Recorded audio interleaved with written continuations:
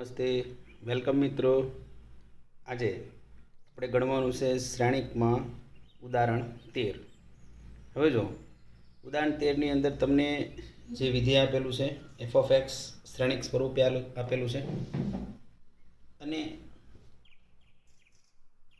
દર્શાવો કે f of x into f of y is equal to f of x plus y. એટલે કે તમારે આ જે એફ ઓફ એક્સ છે એફ ઓફ વાય એક્સની જગ્યાએ વાય મૂકી એટલે અહીંયા શ્રેણિકની અંદર જેટલા એક્સ છે ત્યાં વાય થશે. બરાબર. એફ ઓફ એક્સ તો તમને રકમમાં આપેલું છે. પછી એફ ઓફ એક્સ અને એફ ઓફ વાયનો ગુણાકાર કરવાનો છે. બરાબર. ચાલો સૌથી પહેલાં આપણે એફ ઓફ વાય મેળવી લઈએ. તો જુઓ અહીંયા થશે f of y. F of x તો આપણે રકમમાં આપેલું છે તો જ્યાં એક્સ છે ત્યાં વાય આવશે. Cos y minus sine y 0, sine y cos y 0, 0, 0, 1. Okay. હવે આ બેનો ગુણાકાર કરવાથી તમને f of x plus y મળે. એનો અર્થ શું થાય? એનો અર્થ એ થાય કે આપણે મેળવવાનું છે કે એક્સની જગ્યાએ એક્સ પ્લસ વાય આવી જાય. ત્યાં એક્સ છે ત્યાં એક્સની જગ્યાએ એક્સ પ્લસ વાય આવે એટલે શું આવશે? Cos x plus y minus sine x plus y, sine x plus y cos x plus y. તો એનો અર્થ એ કે અહીંયા તો તમારા ઉપયોગમાં આવશે ત્રિકોણમિતિના સરવાળાના સૂત્ર. Cos x plus y sine x plus y. બરાબર. સરવાળા અને બાદબાકીના જે ત્રિકોણમિતિના સૂત્ર છે તેનો ઉપયોગ આવશે. તો સરવાળાના સૂત્ર, સરવાળા કે બાદબાકીના જે સૂત્ર છે એ તમારે 11મા ધોરણના જે સૂત્ર છે તે યાદ કરવા પડે. બરાબર. એનો ઉપયોગ અહીંયા આવશે. તો તમને ખ્યાલ છે કે સાઇન એક્સ પ્લસ વાય. ચાલો આનું સૂત્ર શું થશે? તો આનું સૂત્ર તમને ખબર છે સાઇન કોસ, કોસ સાઇન, વચ્ચે પ્લસ આવે. બરાબર. સાઇન એક્સ પ્લસ વાય એટલે સૂત્ર આવે sine x cos y plus cos x sine y. પછી કોસ એક્સ પ્લસ વાય તો એ તમને ખબર છે કોસ એક્સ કોસ વાય અને પ્લસ છે તો કોસમાં માઇનસ આવે. બરાબર. આ સૂત્રમાં વચ્ચે માઇનસ આવશે એટલે સૂત્ર આ પ્રમાણે બને cos x cos y minus sine x sine y. બરાબર. એ રીતે જો અહીંયા માઇનસ હોય તો અહીંયા માઇનસ થઈ જશે. અહીંયા પ્લસ હોય તો અહીંયા માઇનસ હોય તો અહીંયા પ્લસ થાય. બરાબર. તો આપણે આ બે સૂત્રનો ઉપયોગ આની અંદર આવશે ગુણાકાર કરતા. એ તમે રકમ જોતા તમને ખ્યાલ આવી જાય. એફ ઓફ વાય એટલે કે આ તમને આ સ્વરૂપે મળે. એફ ઓફ એક્સ આ વિધેય આખું એક્સમાં છે શ્રેણિક સ્વરૂપમાં. એફ ઓફ વાય એટલે આ વાય સ્વરૂપમાં લખીએ કે સાબિત શું કરવાનું છે? એક્સ પ્લસ વાય એટલે કે અહીંયા તમારે એક્સ પ્લસ વાય આવવો જોઈએ ને. X sine x plus y એટલે તો આ સૂત્ર થશે. તો ગુણાકારમાં તમારે આ સ્ટેપ આવશે. બરાબર. ચાલો હવે આપણે આની જે બાજુ છે લઈએ. F of x into f of y બરાબર. ચાલો પહેલાં લખશું આપણે એફ ઓફ એક્સ વિધેય.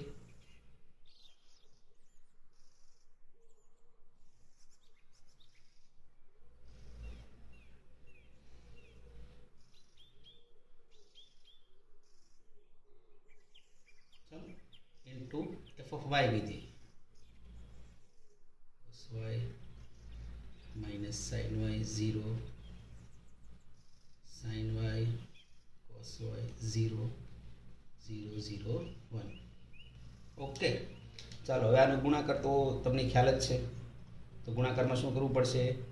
આની જે રો છે દરેક રોને બીજા શ્રેણિકના બીજો જે શ્રેણિક છે તેની દરેક કોલમ સાથે ગુણાકાર કરવાનો. બરાબર. એટલે તમને ગુણાકાર મળશે. ચાલો તો પહેલી જે રો છે બરાબર તો પહેલી રો આપણે લખીએ કોલમ સ્વરૂપે.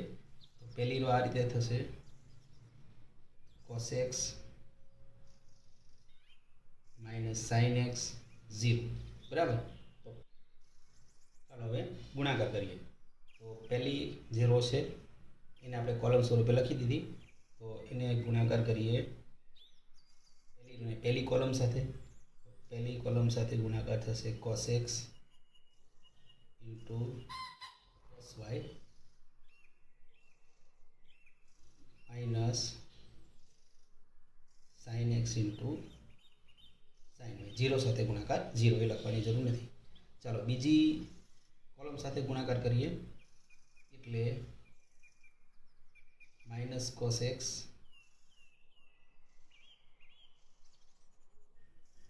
sin y minus sin x cos y. બરાબર. ત્રીજી કોલમ સાથે ગુણાકાર કરો તો 0 0 0 એટલે આ 0 આવશે ત્રીજો column.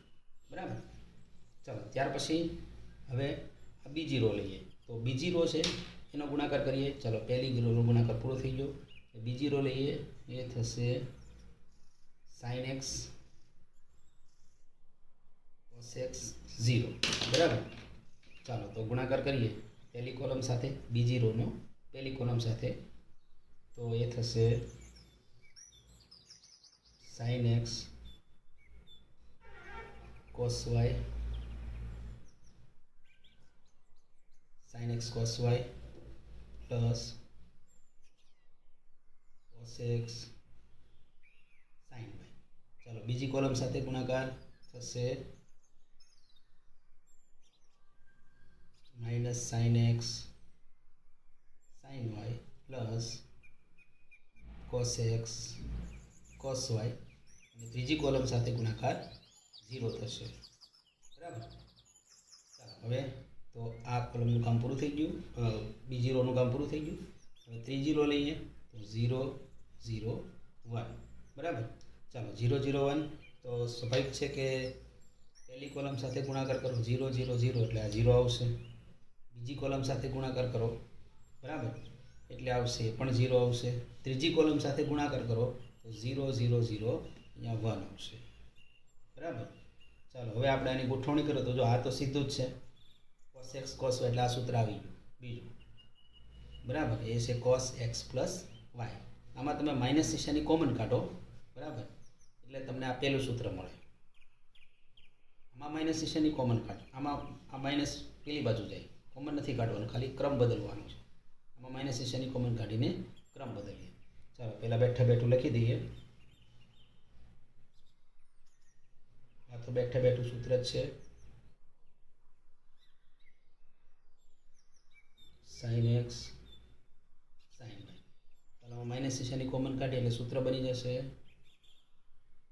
sin x cos y plus cos x sin y 0. આમાં કંઈ કોમન કાઢવાની જરૂર નથી.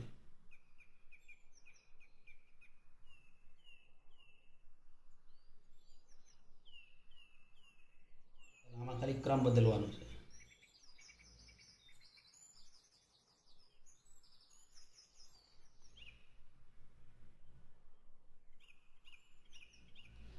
ઝીરો ઝીરો વન ત્રીજી રો. બરાબર. ચાલો તો આ સૂત્ર બની ગયું એ ચેક કરો. આ થયું cos x પ્લસ વાય આ સૂત્ર. બરાબર. cos x plus y. ચાલો આ સૂત્ર છે minus sin x plus y 0. ચાલો આ સૂત્ર છે sin x પ્લસ વાય. આ સૂત્ર છે cos x પ્લસ વાય 0 0 0 1. બરાબર બરાબર f of x plus y. તો આ સાબિત થયું. ઓકે.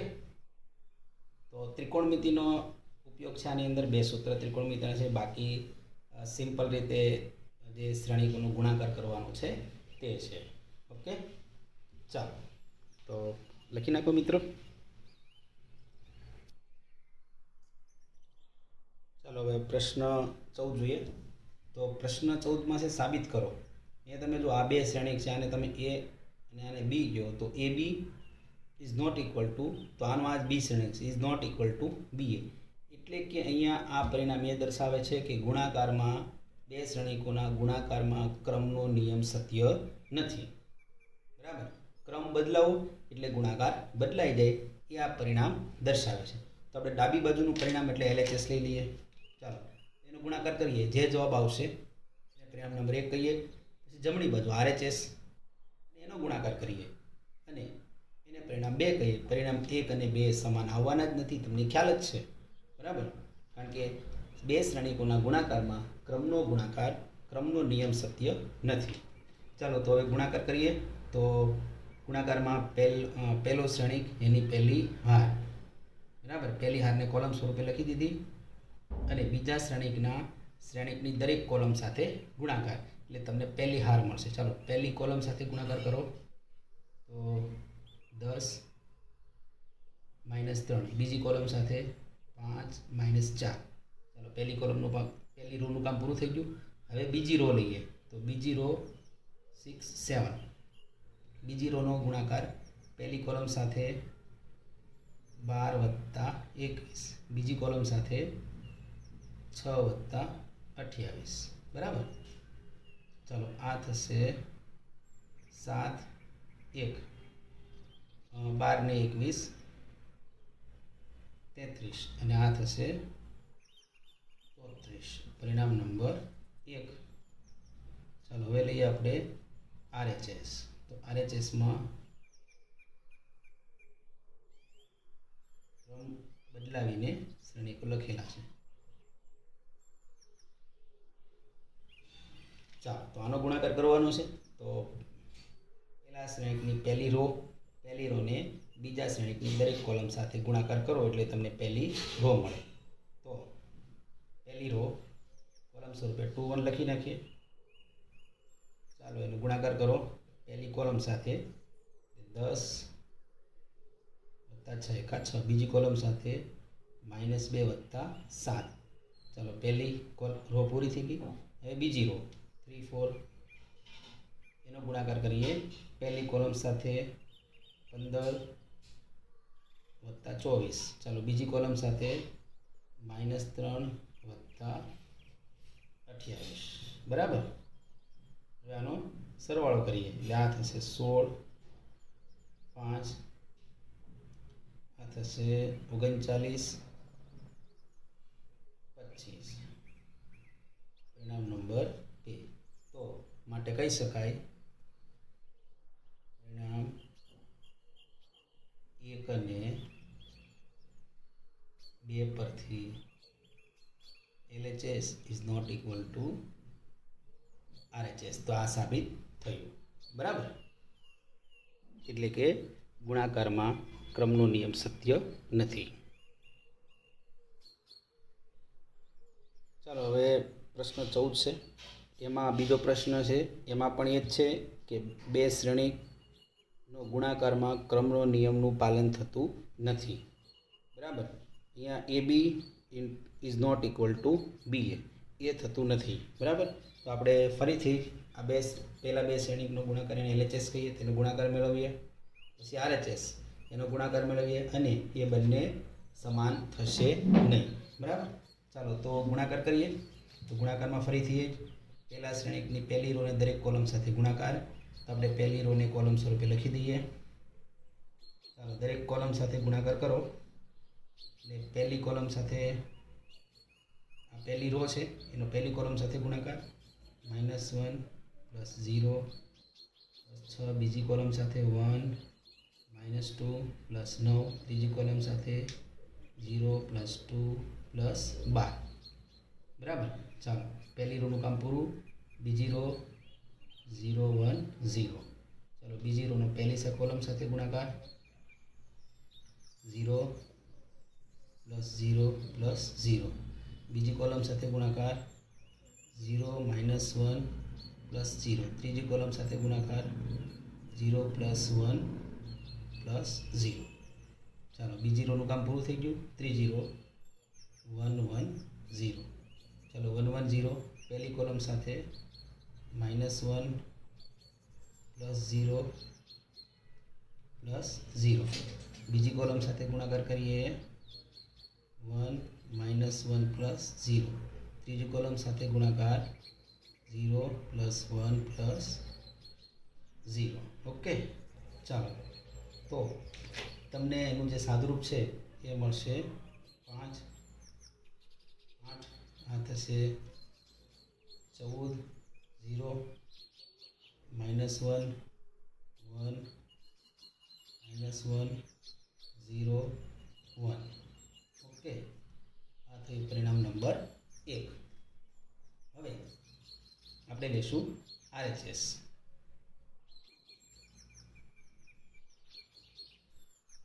ચાલો, RHS એટલે કે બંનેનો ક્રમ બદલી નાખવાનો છે.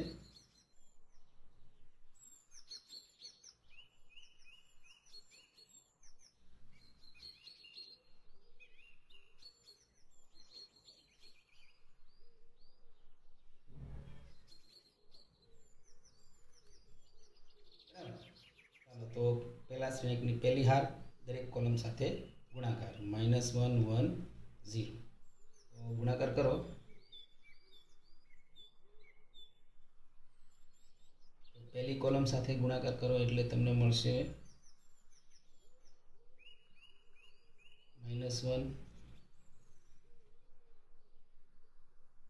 Plus 0 plus 0. ચાલો, બીજી કોલમ સાથે ગુણાકાર -2 પ્લસ 1 પ્લસ 0. ત્રીજી કોલમ સાથે ગુણાકાર -3 પ્લસ 0 પ્લસ 0. બરાબર. ચાલો, હવે આપણે લઈશું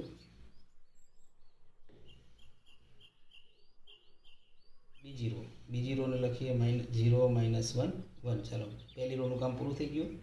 બીજી રો થશે, બીજી રોનો પહેલી કોલમ સાથે ગુણાકાર એ આવશે 0 0 પ્લસ 1. બરાબર. બીજી કોલમ સાથે ગુણાકાર 0 -1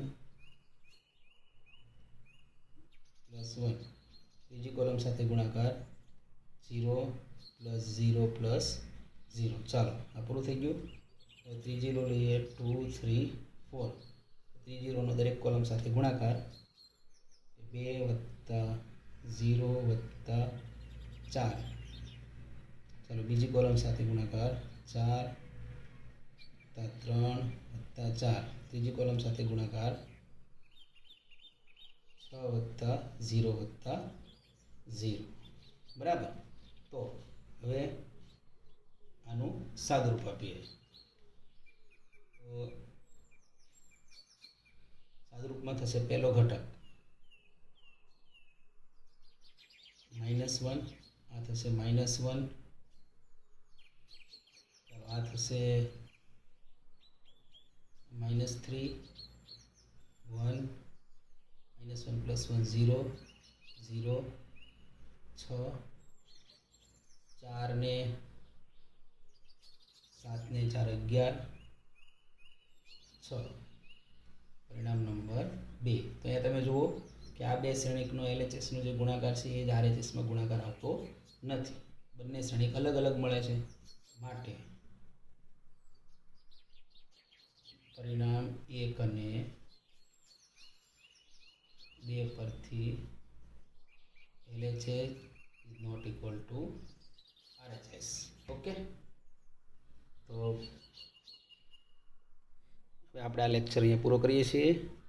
ઓકે, આગળના લેક્ચરમાં મળીશું સ્વાધ્યાય 3.2 ના આગળના દાખલા સાથે. ત્યાં સુધી રજા આપજો. Good bye, good luck. Okay.